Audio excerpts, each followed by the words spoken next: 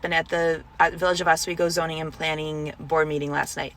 Side note is that anything that's brought before us is usually just a proposal, and we need to just kind of check it with a fine-tooth comb to make sure that it meets the village standards of what the zoning parameters are for what they want to build.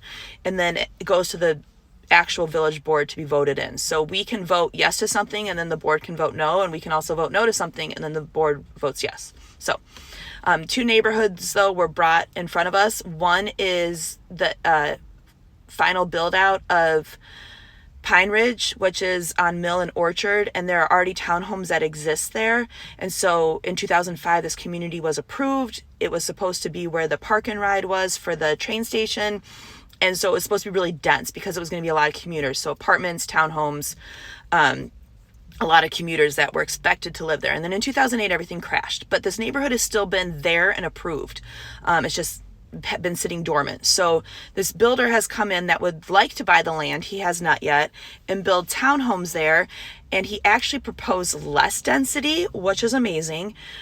He will put in trails and walking paths, like complete them, that are already built around there that aren't completed yet, and then also put in infrastructure to help in and out of the neighborhood. But this will be private roads, and that's something different than public roads. So this will be private roads that they will it's just, that's a whole nother topic. So we we approved what he had presented to us. And what was interesting is that there was a lot of community people there that live in the neighborhood that already exists, and they were a little bit caught off guard by some stuff, and it was really interesting to hear what they had to say. But I think the builder is going to be really receptive to them and listen to what they have to say and work really well with them, because he just seemed very sincere and genuine and wanted to make sure that everything was right and help them in any way he can.